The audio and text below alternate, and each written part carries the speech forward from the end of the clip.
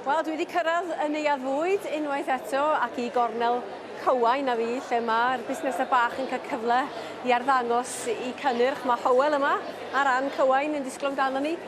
Bore da. Sut mae'r hwyl? Da iawn, diolch. Da iawn, mae'n brysur yma.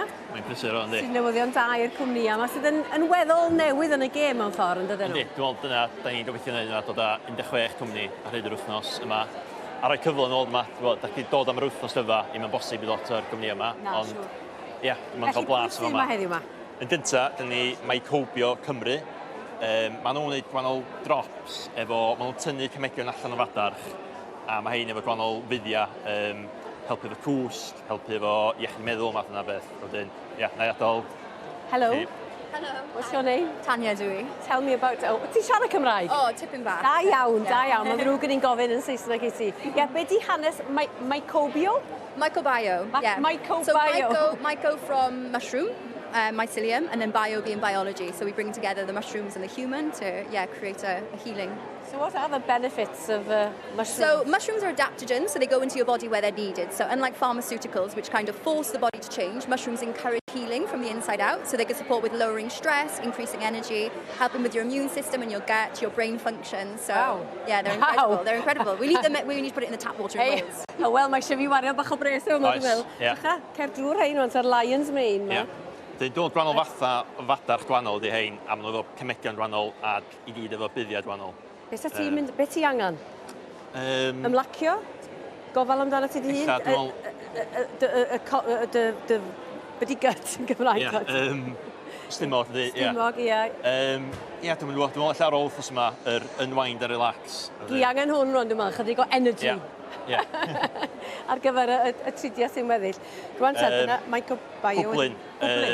Cwmni o Sir Fôn. A maen nhw'n gwneud gwahanol lysiau wedi ffermentio.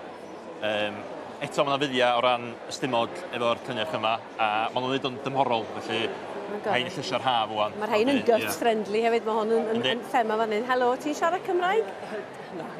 What's your name then? Matthew. Okay, Matthew. So what are the benefits? What have you got here exactly? So we make organic sauerkraut and kimchi and fermented food that's seasonal. It's all British sourced and it's all organic. And we basically, whatever's in season, we ferment that essentially. Okay, so then how do you propose we eat? Oh, you can have it any way really that you want. So say, sometimes I'd say you could have it on a burger, you could have it in a salad, you could just have it with cheese. It depends on the flavour, what it goes with. Yeah. Some people just eat it straight out of the packet. Okay.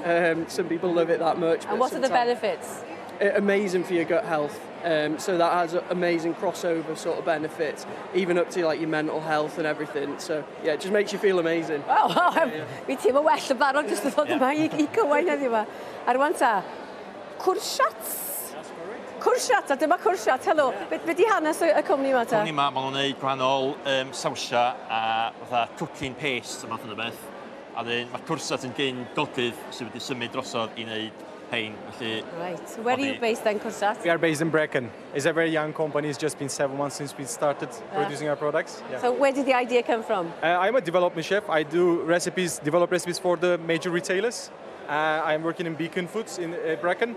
And then I started my company, started IDEO 2 years ago, wanting to do cupboard ingredients and cooking paste from my journey, the countries I visited.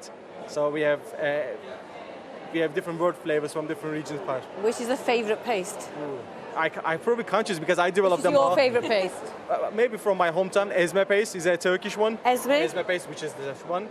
So that's sun-dried tomato, roast peppers, pomegranate molasses. It's very nice and rich flavor.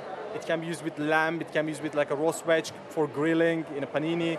Very fresh product. Nice. Okay. So you do all the hard work then? Yeah, I produce them all. Yeah. So, I so all I need to do is put this on a bit of whatever. Absolutely. They are ready paste to be flavoured delicious. Sounds good to me. Wel, mae'n ddiddorol yn dydi. A beth sy'n nharo fi ydi, mae gen lot o'r cwmnïau yma I gwefanna, balli'n barod yn does. Felly maen nhw wedi cyrraedd rhyw lefel, dydyn?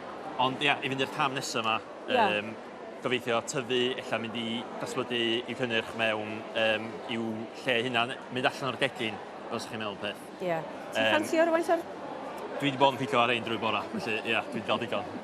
Ond Na, mae'n dret, a dyn ni ystod gymaint o gwmnïau gwahanol a Oes. i gyd yn dod yma. Oes. Felly, ie. A mi fyddai'n mynd at gaws Silian yn y Ie, man. mae'r halloumi werth i'w drio. Arferchog, edrych ymlaen. Diolch yn fawr iawn i ti. Diolch. Diolch, thank you. Mae Stondin caws Silia yn yma ar Stondin Cywain, Elliw Dafydd, fan hyn yn ei chanol i menter deuluol di hon, ynddo? Ie. Ydy'r hanes. Yndi, wel, buon ni'n cynhyrchu llath eriod ar y ffarm, ond wrth gwrs ys tua 5-6 mlynedd, ni wedi bod yn pasteuriddio'r llath. A o'n i'n meddwl, tybed beth gallwn ni wneud gan ddefnyddio y llath, rhywbeth dyn ni'n gwybod beth i wneud, yn hytrach na tyfu mewn gwartheg neu be bynnag.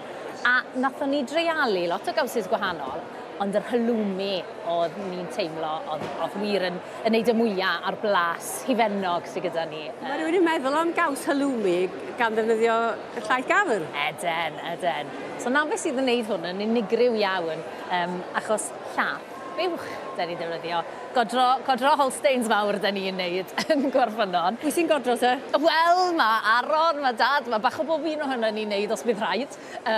Ond ie, na. A wedyn mae'r cwbl lot yn cael i brosesu ar y ffarm gyda ni. Mae gyda ni uned arbennig ar bwys y palwr godro. Sut faint ych chi'n gwneud hwn te? Ers dechrau'r flwyddyn yn Gwarffynnon, ond fe gatho ni tipyn o help gyda canolfan horeb, canolfan fwyd. Mae yna gymaint o arbenigedd yma, ond wedyn ni, maen nhw wedi helpu ni i ddod â'r cyfan adre ar y ffarm. So, o'r pridd i'r pecyn, mae'r cwbl lot yn cael ei wneud. Gyd acw y Gwarffynnon? Yndi. O hwnna, rhaid dipyn o bleser i chi, dwi'n siŵr, yn dydi? A boddhad? Yndi, yn union. A ti'n achos bio ni am 20 mlynedd yn godro llath, a wedyn byddech chi byth yn gweld y cwsmer oedd yn mwynhau gan bod ni'n rhoi gymaint o waith fewn iddo fe. A pha les ydy pa mor dda ydy'r caws yma i ni o ran yn iechyd? O, wel. Wel. I fod yn onest, os ti'n gweld ar y cefn, dim ond 3 cynhwysyn sydd arno fe. Sef llath, halen a rennet vegetarian. So, na'r cyfan sydd yn cael ei wneud e. Beth yw rennet vegetarian? Rennet! O, wel, yn hytrach na bod ti, na beth sydd yn rhannu yr braster de, mwyn gallu gwneud yr caws a'i gael ei seto yn fendigedig. A beth ti'n gallu wneud efo'r caws, efo'r halloumi yma? Wel, ti'n mo be, mae cwbl o enghreifftiau gyda ni yn fan hyn. Wedi deep fat ffraio, neu mae angen i goginio fe mewn ffordd. So, ti'n grilio fe, yn ffrio fe. As mae'n cadw i siap yn dydi? Edi. So, yn wahanol iawn, dyw hwn ddim yn toddi.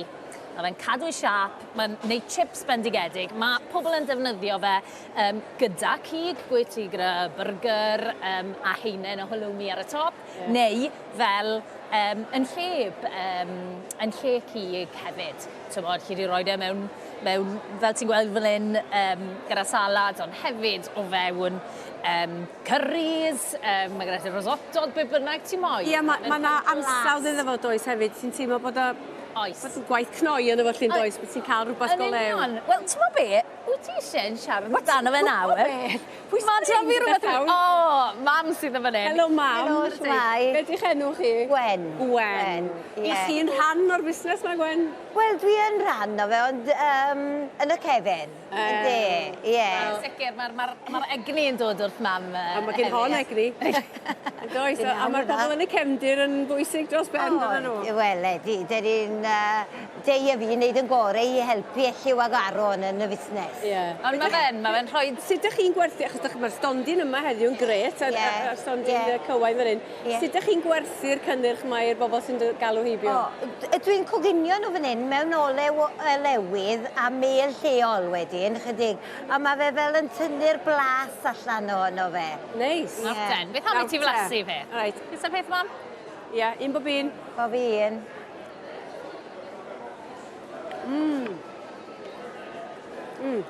Wel, dwi'n dweud, mae'n neis. Diolch yn fawr. A mae rhywun yn teimlo bod o'n cael rhywbeth go lew, yn dydi? Mae'r mel yn neis, yfyd. Ydy, mae e'n ei gwaniaeth yn diwedd mewn mel.